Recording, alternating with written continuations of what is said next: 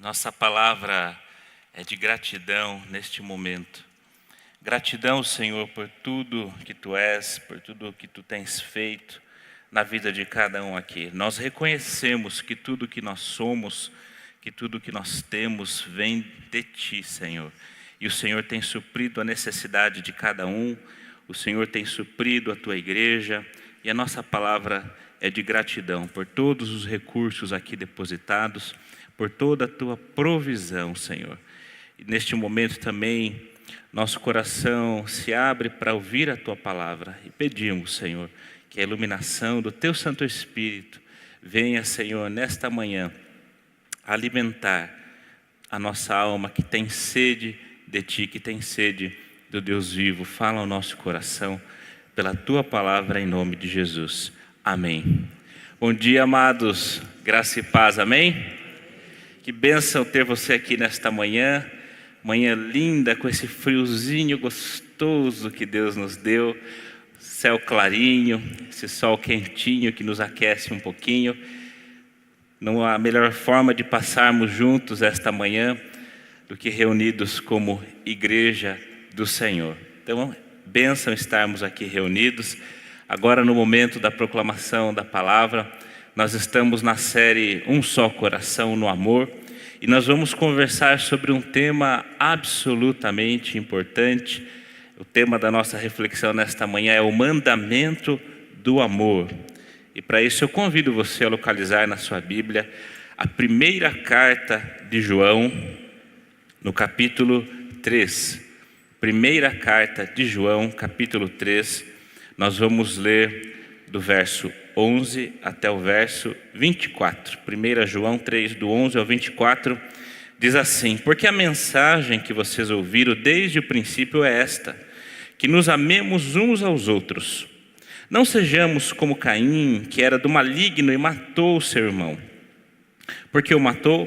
Porque as suas obras eram más e as de seu irmão eram justas. Irmãos, não se admirem se o mundo odeia vocês. Nós sabemos que já passamos da morte para a vida, porque amamos os irmãos. Quem não ama, permanece na morte. Todo aquele que odeia o seu irmão é assassino, e vocês sabem que todo assassino não tem a vida eterna permanente em si. Nisto conhecemos o amor, que Cristo deu a sua vida por nós, portanto, também nós devemos dar a nossa vida pelos irmãos. Ora, se alguém possui recursos deste mundo e vê seu irmão passar necessidade, mas fecha o coração para essa pessoa, como pode permanecer nele o amor de Deus? Filhinhos, não amemos de palavra, nem da boca para fora, mas de fato e de verdade. E nisto conheceremos que somos da verdade, bem como diante dele tranquilizaremos o nosso coração. Pois se o nosso coração nos acusar, Deus é maior do que o nosso coração e conhece todas as coisas. Amados, se o coração não nos acusar, temos confiança diante de Deus. E aquilo que pedimos dele recebemos, porque guardamos os seus mandamentos e fazemos diante dele o que lhe é agradável. E o seu mandamento é este: que creiamos no nome de seu Filho Jesus Cristo e nos amemos uns aos outros, segundo o mandamento que nos ordenou. Quem guarda os seus mandamentos permanece em Deus e Deus permanece nele. Nisto conhecemos que ele permanece em nós, pelo Espírito que nos deu. Palavra do Senhor. Amém? Amados, a primeira carta de João traz um tema, tem um propósito muito bem explicado, e esse propósito pode ser visto no capítulo 5, no verso 13. Estas coisas escrevi a vocês que creem no nome do Filho de Deus, para que saibam que têm a vida eterna. Esse verso nos mostra qual é o propósito de João ao escrever esta carta. João escreve o seu evangelho para que nós creiamos que Jesus Cristo é o Filho de Deus, que Jesus Cristo ressuscitou dentre os mortos. Este é o propósito do evangelho de João. Mas a primeira carta de João, o apóstolo escreve para aqueles que já creem escreve para aqueles que já conhecem Jesus. E com qual propósito? Para aqueles que creem e aqueles que conhecem Jesus tenham a certeza da vida eterna. Tenham a certeza da salvação. Não vivam com temor, achando que podem perder essa salvação diante de alguma circunstância, mas tenham a certeza da salvação. E ao longo da carta, João nos revela 3 principais aspectos para nós podermos ter a certeza da salvação. O primeiro aspecto é o aspecto da crença. Aquele que crê e confessa Jesus como Senhor, como Cristo, tem a vida eterna. Então, crer já nos dá a certeza da salvação. O segundo aspecto é o aspecto da ética. Aquele que obedece os mandamentos do Senhor tem a vida eterna. Então, João está nos dizendo que uma das características de quem tem a certeza da vida eterna é aquele que vive com o desejo de cumprir os mandamentos do Senhor. E o terceiro aspecto que João levanta, e talvez o que ele mais trabalha nesta carta, é com relação ao amor ao próximo. Aquele que ama o próximo, este sim tem a vida eterna. Ou seja, uma marca da vida eterna, uma certeza da vida eterna é que nós amamos o nosso próximo. E João dialoga muito sobre esse tema, sobre estar na verdade ou nos enganarmos, permanecermos na mentira. E ele fala sobre algumas coisas, o que é viver na mentira, ou seja, quem é aquele que é mentiroso. No capítulo 1, verso 6, ele diz: aquele que afirma que tem comunhão com Deus e anda nas trevas, este é mentiroso. No verso 8 do capítulo 1, aquele que afirma que não tem pecado, este é também mentiroso. No capítulo 2, aquele que afirma que conhece a Deus, mas não ama os seus mandamentos, mas não segue os seus mandamentos, este é mentiroso. No capítulo 2, verso 22, aquele que nega que Jesus é o Cristo, esse também é mentiroso. E ele também diz que esse é o próprio espírito do anticristo, aquele que nega que Jesus é o Cristo. E aqui no texto que nós lemos, no verso 18, ele diz: aquele que ama da boca para fora, este é mentiroso. E por fim, no capítulo 4, verso 19, aquele que afirma que ama a Deus e odeia o seu irmão, também é mentiroso. Perceba como João coloca aquele que afirma que ama a Deus e não ama seu irmão, ou aquele que ama da boca para fora, é mentiroso. Ou seja, recebendo o mesmo título dos que aquele que dizem que andam nas trevas, que amam a Deus, mas andam nas trevas. Aqueles que negam que Jesus é o Cristo recebem esse título de mentiroso, assim como aquele que diz que ama a Deus, mas não ama o seu irmão. Diante disso, dessa explanação, dessa importância que João dá sobre o aspecto do amor ao próximo, como não somente uma das marcas da certeza da salvação, mas como absolutamente essencial para a vida cristã, eu quero tratar com você nesta manhã, de modo muito tranquilo, mas também com muita responsabilidade, essa noção do que é o mandamento do amor cristão. Em primeiro lugar, nós vemos aqui que amar o próximo é central à fé cristã.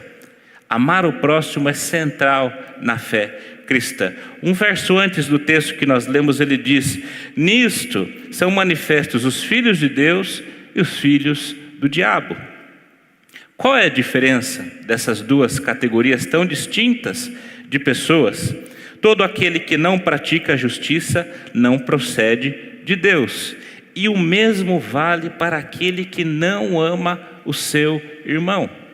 João está dizendo claramente para nós que aquele que não ama o seu irmão é impossível proceder de Deus.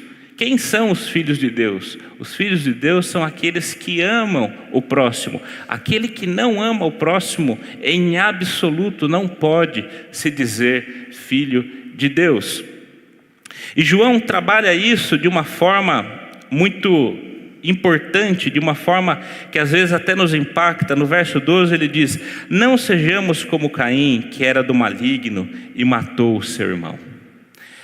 Talvez nós pensemos neste momento: nossa, Mas Caim não é aquele filho de Adão e Eva que foi e assassinou seu irmão Abel. Mas Caim é muito diferente de mim. É assassino, aqui eu não sou assassino. Talvez ninguém aqui nesta manhã seja um assassino. Ninguém nunca matou ninguém nunca intentou contra a vida de alguém.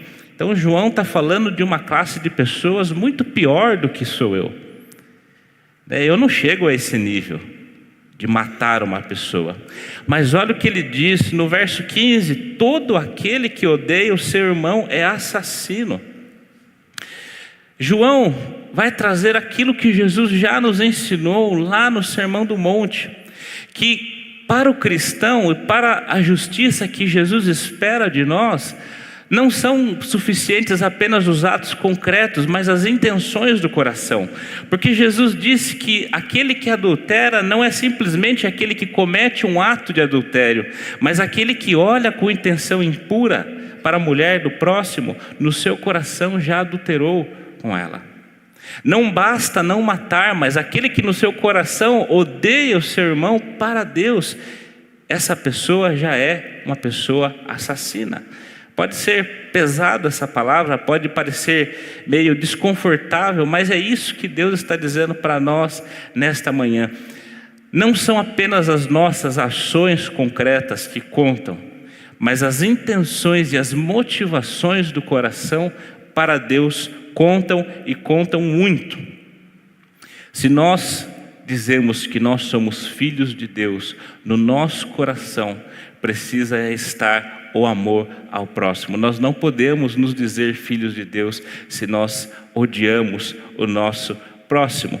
E olha o que ele diz no verso 13: irmãos, não se admirem se o mundo odeia vocês. Mais uma vez, eu trago à mente as palavras de Jesus no Sermão do Monte: se alguém ferir a tua face direita, oferece também a esquerda. Ou o contrário, talvez. Se ferir a esquerda, ofereça a direita. Ou seja, Jesus nos ensina que a nossa postura diante de alguém que nos odeia deve ser por amor. Jesus fala para que nós amemos o nosso inimigo e para que nós oremos por aquele que nos persegue. Então João está dizendo aqui: se o mundo odeia vocês, se as pessoas têm atitude de ódio para com você, não se importe com isso. Mesmo aquele que odeia você, mesmo aquele que tem atitude de ódio para com você, a sua resposta a essa pessoa deve ser a resposta de amor, porque você já conhece a Deus, você é filho de Deus, e a sua resposta para com qualquer coisa que seja ruim, que seja a resposta de ódio, deve ser a sua resposta do amor. O amor é absolutamente central na fé cristã, a ponto de João dizer: os filhos de Deus são conhecidos pelo amor. Nós temos testemunhos, amados, dos pais da igreja, dizendo como viviam os primeiros cristãos, e alguns destes testemunhos dizem como era profundo o amor que eles tinham uns para com os outros.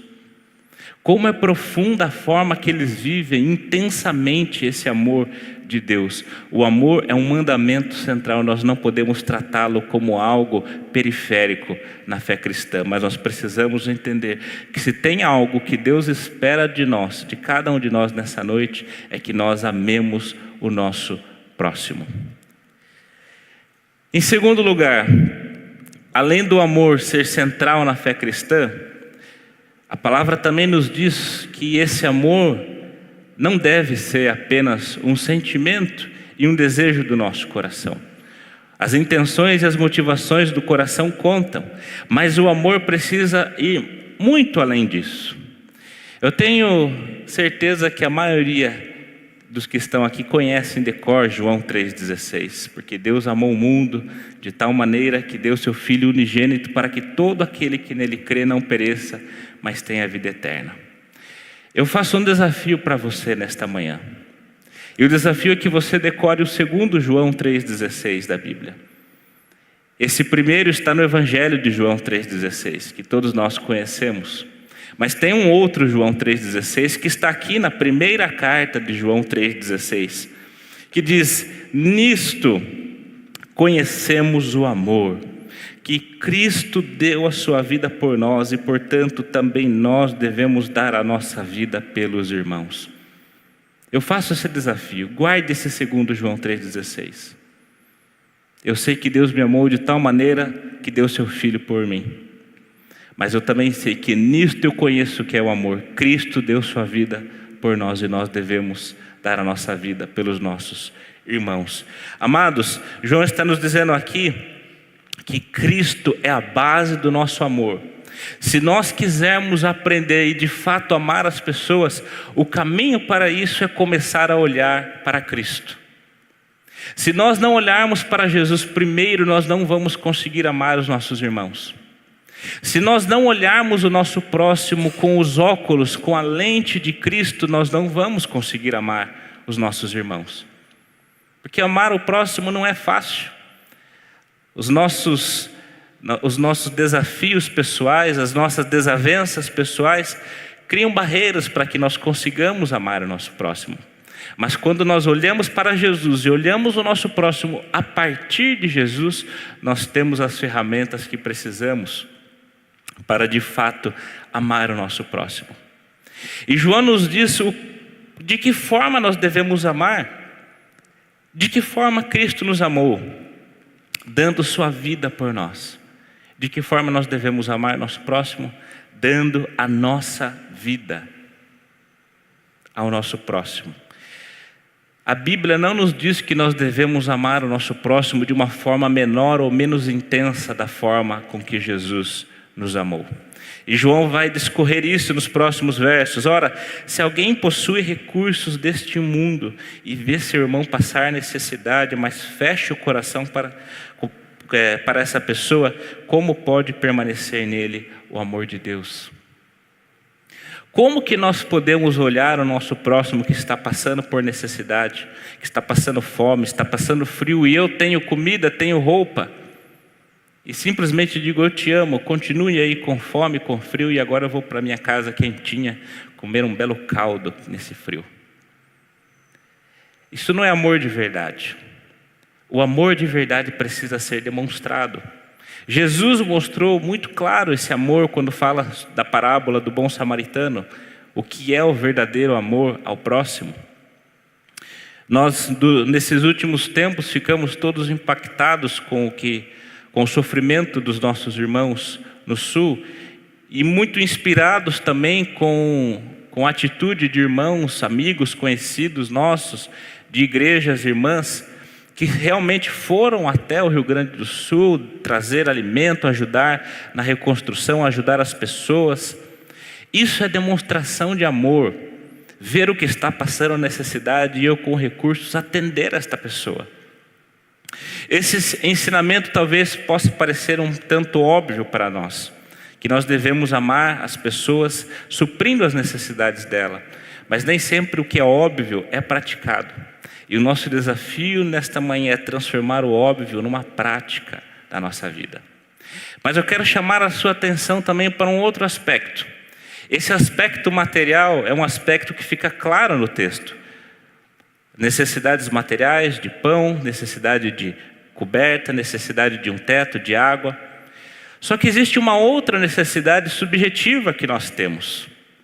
Todos nós, amados, todos nós temos uma profunda necessidade de sermos amados.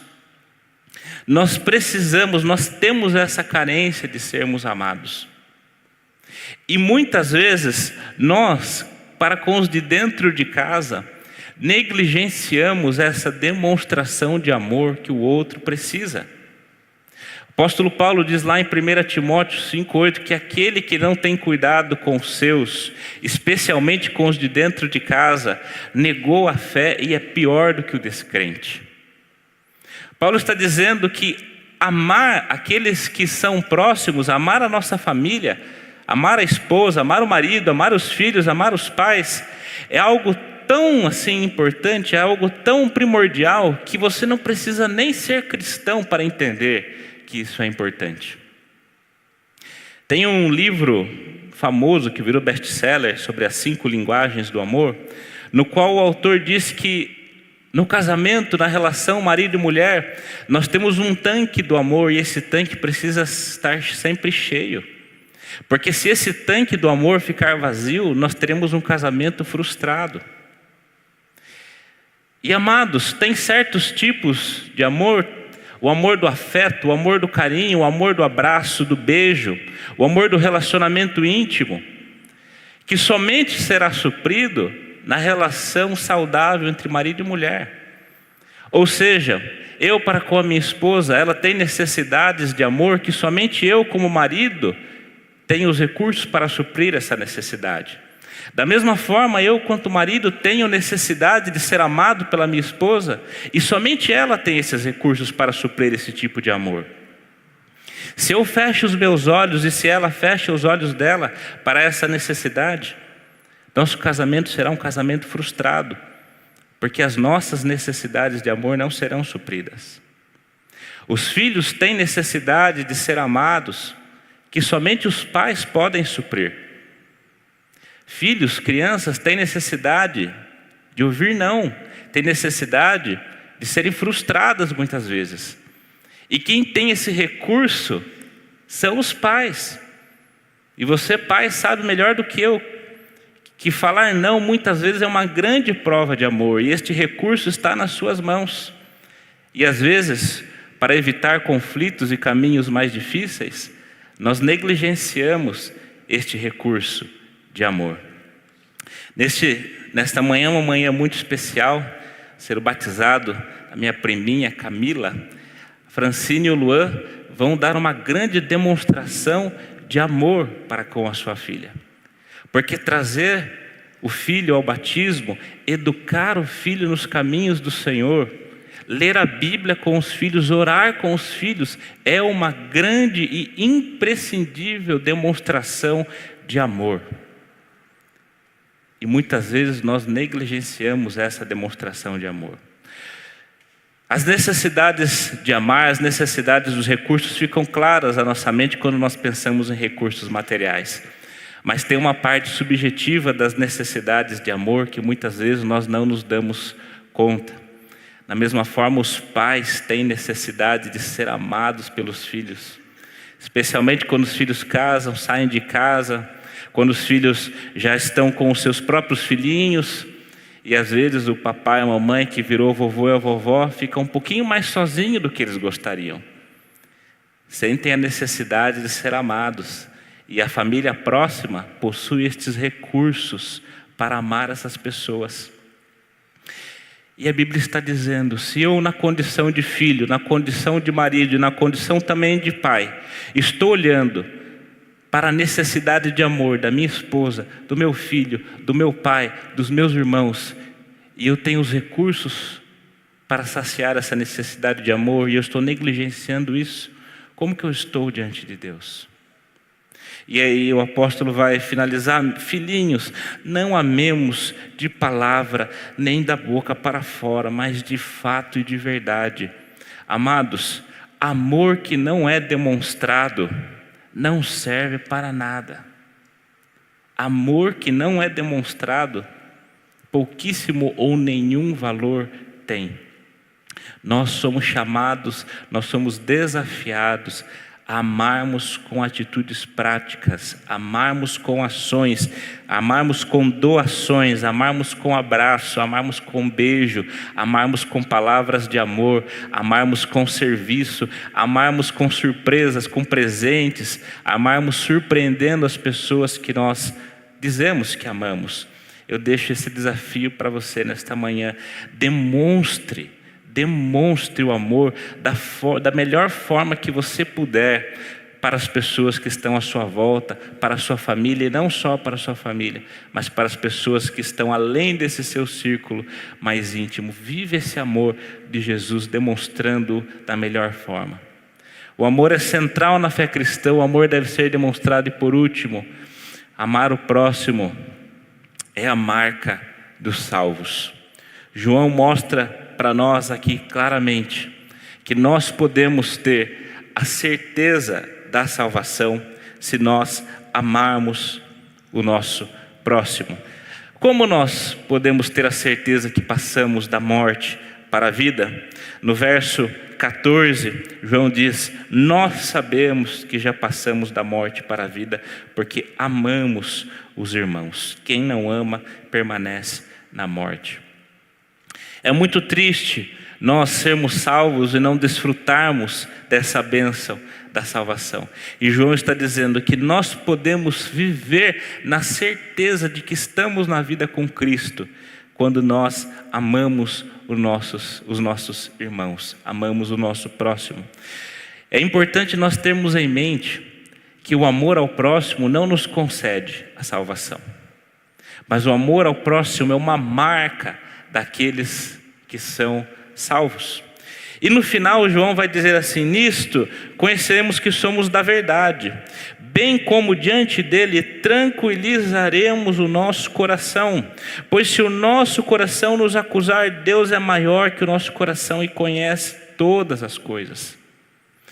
Amados, quando nós falhamos, quando nós pecamos, ou por qualquer outro motivo, se nós duvidarmos de que somos filhos de Deus, se nós duvidarmos de que nós pertencemos à família da fé e já estamos salvos, e das mãos de Cristo nada poderá nos tirar, mesmo que em certas circunstâncias o nosso coração nos acusar, João está dizendo: naqueles momentos em que o seu coração te acusar, você pode ter a certeza de que o fato de você amar o seu próximo te dá a certeza de que você é do Senhor, porque Deus é maior do que a acusação do seu coração. Deus conhece todas as coisas, não importa se seu coração te acusar, Deus é maior do que essa acusação. E você pode ter essa total segurança nele. Ele diz também no verso 21, se o coração não nos acusar, temos confiança diante de Deus, e aquilo que pedimos dele recebemos, porque guardamos os seus mandamentos e fazemos diante dele o que lhe é agradável. O que pedimos nós recebemos porque guardamos os seus mandamentos. Muitas vezes, amados, para não querer parecer com teologias falsas, que dizem que nós vamos receber tudo de Deus que nós pedirmos, nós negligenciamos algumas promessas claras de Deus. E uma dessas promessas de Deus é que se nós guardamos os mandamentos, nós sim somos abençoados. Se nós guardamos os mandamentos de Deus, as nossas orações são respondidas. E quais mandamentos? João está dizendo, está no próximo versículo: e o seu mandamento é este, que creiamos no nome de seu Filho Jesus Cristo e nos amemos uns aos outros, segundo o mandamento que nos ordenou. Crer em Jesus e amar o nosso próximo, a palavra está dizendo que isso nos dá convicção de que as nossas orações são ouvidas, são respondidas, e Deus concede o desejo do nosso coração. É claro que este não é o único versículo que fala sobre orações respondidas. É claro que as orações respondidas dependem também da vontade soberana de Deus, mas esta é uma verdade, que obedecer os mandamentos de Deus, quais mandamentos? De crer em Jesus e de amar o próximo, é uma certeza de que Deus ouve a nossa oração, acolhe a nossa oração e atende o desejo do nosso coração. Amar o próximo nos traz bênçãos. Mais abençoado é aquele que ama do que aquele que é amado. Amar o próximo nos traz bênçãos. E aqui João coloca o mandamento de crer em Jesus ao lado do mandamento de amar o próximo. Eu pergunto, por que nós damos tanta ênfase sobre crer em Jesus e muitas vezes negligenciamos o amor ao próximo? João coloca essas duas coisas lado a lado. O mandamento, não os mandamentos. O mandamento é singular, crer em Jesus, amar o próximo. Não dá para separar essas coisas. Essas duas coisas precisam andar de mãos dadas. Até porque no próximo capítulo, João também vai dizer que aquele que diz que ama a Deus e odeia seu irmão é mentiroso. Se nós não amarmos o nosso próximo, não podemos ousar dizer que amamos a Deus. Se nós não amamos o nosso próximo, nós não podemos dizer que passamos da morte para a vida. Assim como não crer em Jesus, não podemos dizer que passamos da morte para a vida. Vamos tratar dessas duas coisas como prioridade. Crer em Jesus, nosso único e suficiente Salvador. Amar o nosso próximo. Para encerrar, não espere ser amado para amar. Não importa se o mundo, não se admire, não se preocupe se o mundo odeia. Não se preocupe se do outro lado não vai vir amor. Não espere ser amado para amar. Ame, porque Deus nos amou primeiro. Ame, porque essa é a marca dos filhos de Deus. Ame com ações, ame com demonstrações. Ame sim com palavras, mas ame muito além das palavras. Ame com recursos para aqueles que precisam. Ame com ações, com carinho, com demonstrações de afeto para aqueles que precisam. E ame e descanse no amor de Deus. Eu li um livro muito inspirador essa última semana, falando sobre o avivamento lá na Coreia do Sul. E durante a perseguição comunista na Coreia do Sul, um pastor viu seus 2 filhos mortos por um militante. E esse pastor, depois que esse militante matou esses filhos do pastor, ele foi preso. E esse pastor teve uma atitude que se transformou até num livro. Ele foi à prisão e adotou esse rapaz, esse jovem que tinha matado seus 2 filhos, dizendo que o perdoava pelo pecado e que queria amá-lo, demonstrar amor. E essa história virou um livro chamado A Bomba Atômica do Amor. No amor de Deus, no amor cristão, nós superamos toda e qualquer barreira. Nós não amamos porque gostamos das pessoas, amados. Até porque amor não é um sentimento, amor é uma atitude, é uma decisão que se reflete em atitudes. Amar é um ato de obediência a Deus. Deus não manda que a gente goste das pessoas. Deus manda que a gente ame as pessoas. E esse amor pode ser demonstrado. Como é possível tamanho amor? Olhe para Jesus. Olhe para Jesus. E a partir de Jesus, ame o seu próximo. Amemos uns aos outros como Ele nos amou. E descansemos no amor de Deus. Amém? Convido você para se colocar em pé e juntos nós cantarmos e declararmos a excelência do amor de Deus.